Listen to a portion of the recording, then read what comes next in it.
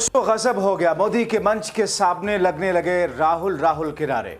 समस्तीपुर में ऐसी थू कि आयोजकों पर भड़के शाह।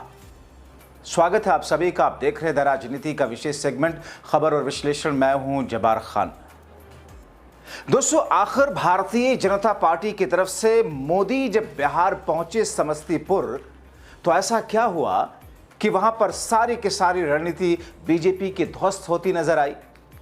आखिर समस्तीपुर में रैली और जनसभा के आयोजकों ने ऐसी कौन सी गलती कर दी जिसके बुनियाद पर जहां मोदी के नारे लगने थे वहां राहुल होने लगा। और वहां पर सुरक्षा कर्मी ने जो तैनात थे उन्होंने मीडिया के कैमरों से वो फुटेज डिलीट क्यों कराई।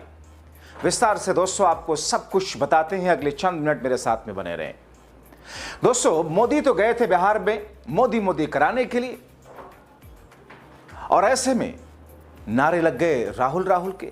नारे लग गए हमें मजदूर नहीं व्यवसायी बनना है, हमें गुजरात नहीं बिहार में काम करना है, हमें दिल्ली यूपी बैंगलोर नहीं बिहार में पढ़ाई करनी है, बिहार को बेवकूफ मत बनाइए, अडानी को जमीन देंगे, बिहार में फैक्ट्री लगाने के लिए जमीन नहीं होगी। दोस्तों ऐसा हो गया जिससे यह कहा जाता है कि सिर मुड़ाते ही ओले पड़ना। मोदी गए थे वाहवाही कराने, मगर हो गई वहां पर जगहसाई। दोस्तों दरअसल एक दिन पहले राहुल गांधी ने जिस तौर पर इंडिया गठबंधन के मुख्यमंत्री के चेहरे का ऐलान करवाया, भारतीय जनता पार्टी में खलबली इस बात को लेकर है कि अब उसे करना क्या है, क्योंकि वो दोनों चीजें नहीं करना चाहती, ना ऐलान करना ना ही नाम को छुपाना। और दूसरी तरफ दबाव कहीं ना कहीं सारा मुद्दा आकर के यहीं अटक गया कि बिहार में दरअसल भारतीय जनता पार्टी किसके चेहरे पर चुनाव लड़ रही है। किसके चेहरे पर चुनाव लड़ने का मतलब किसे मुख्यमंत्री बना रही है। और ऐसी स्थिति में राहुल के इंडिया गठबंधन के सीएम के ऐलान के बाद मोदी ने तैयारी के साथ बिहार पहुंचकर जनता को अपने रंग में रंगने की कोशिश की, मगर खुद एनडीए के लोग ही उनके ही कार्यकर्ता वोटिंग करते देखे।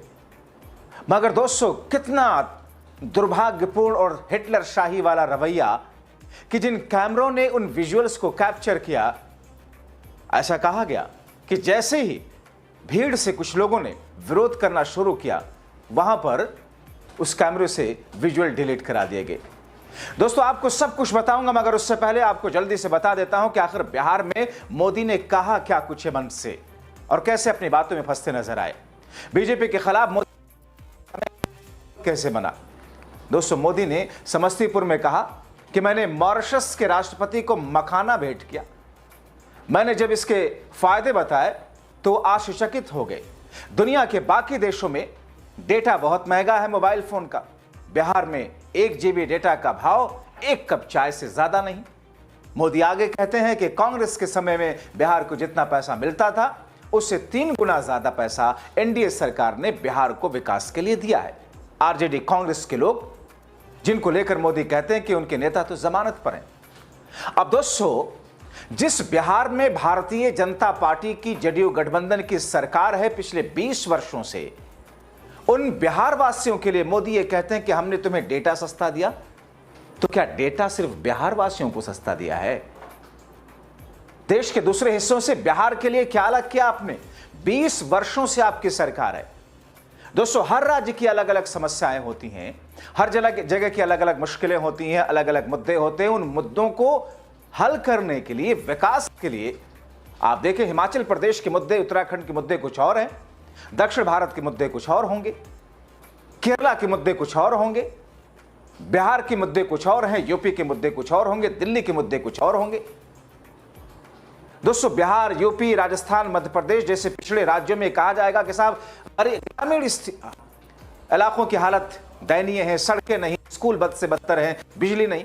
दिल्ली में तो ये मुद्दे नहीं है ना। दिल्ली में तो स्कूल भी हैं, प्राइवेट से लेकर सरकारी तक सड़कें भी हैं, बिजली का कोई मुद्दा भी नहीं है। तो हर इलाके का मुद्दा अलग होता है। मोदी कहते हैं कि हमने तुमको डेटा दे दिया सस्ते में।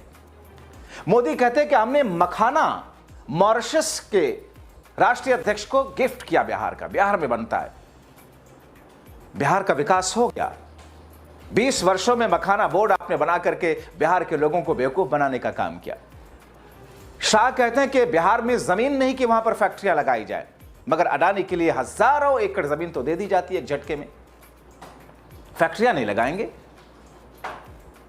मजदूर ट्रेन आप दे देते हो कि ताकि गुजरात और बिहार और महाराष्ट्र में जाकर के बिहारी मजदूरी करे, मगर बिहार का आदमी ये कहता कि हमें तो यही मजदूरी करनी है, हमें तो यही पढ़ाई करनी है, हमें तो यही अपना इलाज कराना है। और मोदी साहब जाकर के वहां पर इस किस्म की बातें करते हैं। मगर दोस्तों, राहुल के नारे क्यों लगे? बिहार में राहुल का ऐसा माहौल नारों के बीच में, खास तौर पर राहुल के वोट अधिकार यात्रा के बाद से, और विशेष रूप से जब राहुल ने बिहार के लिए तेजस्वी को सीएम और मुकेश सहनी को डिप्टी सीएम के लिए ऐलान किया। आज की राजनीति में एक नया मुहावरा स्थापित हो रहा है, राहुल गांधी का समय आ गया है। कुछ लोग यह भी कहते हैं कि समय तो मोदी का आया था, राहुल का तो दौर आएगा।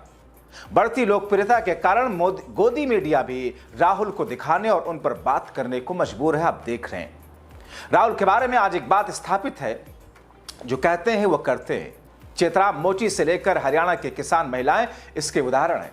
कई बार तो राहुल गांधी अनकही भी उनकी बातें बहुत कुछ कह जाते हैं। माउंटेन मैन दशरथ मांझी के बेटे भागीरथ मांझी को घर बनाकर देना हो, ऑपरेशन सिंदूर के दौरान अनाथ हुए कश्मीरी बच्चों को गोद लेना हो, ये ऐसे उदाहरण हैं जिन्होंने राहुल गांधी को मसीहा की श्रेणी में लाकर खड़ा कर दिया। राहुल गांधी के इस किरदार के आगे नरेंद्र मोदी का तिलिस्म बिखर कर चकनाचूर होता दिख रहा है। प्रधानमंत्री मोदी के उलट देश को राहुल गांधी पर, देश का बेशतर हिस्सा राहुल गांधी की बातें करता हुआ दिखाई देता है। तो क्या मोदी उस पैरामीटर पर खरे नहीं उतरे?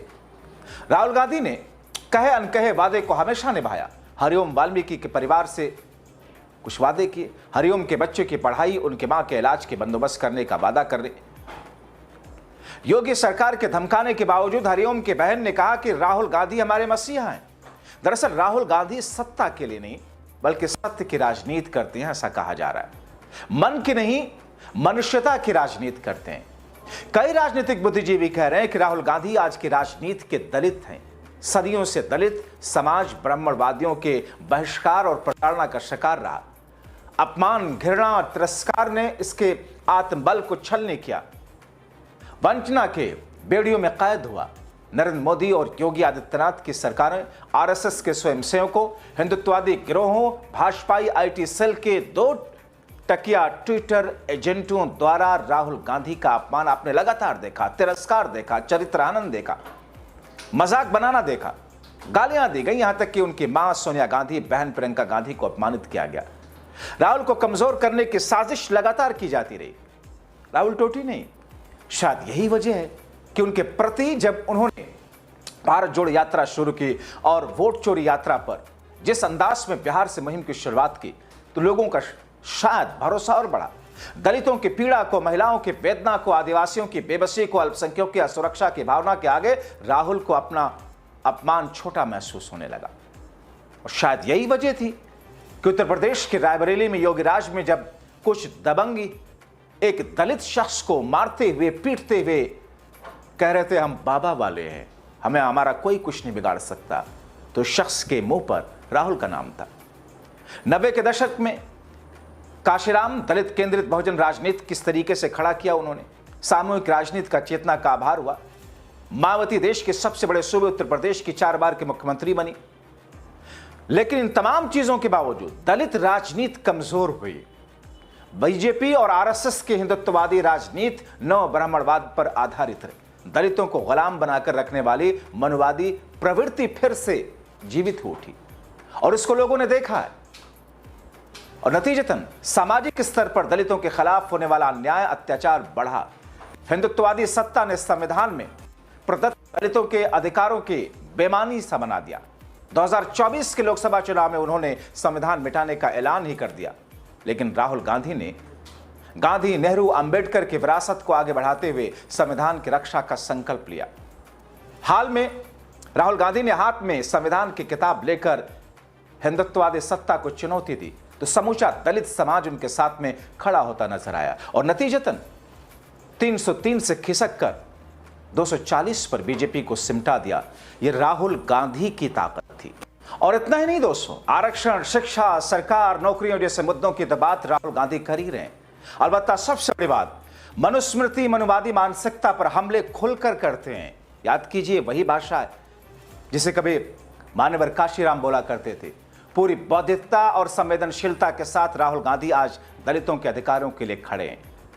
अब ऐसे में दोस्तों, बिहार में जो कुछ चल रहा है, बिहार की स्थिति जो कुछ है, राहुल गांधी ने एक ऐसा मास्टर स्ट्रोक खेला तेजस्वी के मुख्यमंत्री के चेहरे के तौर पर ऐलान करने के बाद कि जिस पर बीजेपी परेशान तो है ही है। उस पर मेरा अगला शो देखिए कि आखिर नीतीश कुमार ने कौन सा अल्टीमेटम दिया। लेकिन बिहार में प्रधानमंत्री नरेंद्र मोदी का जाकर के बिहार में मोदी मोदी के नारे लगवाना और बिहार में एनडीए की सरकार अब की बार फिर से एनडीए सरकार के नारों की गूंज में खनक गायब दिखी।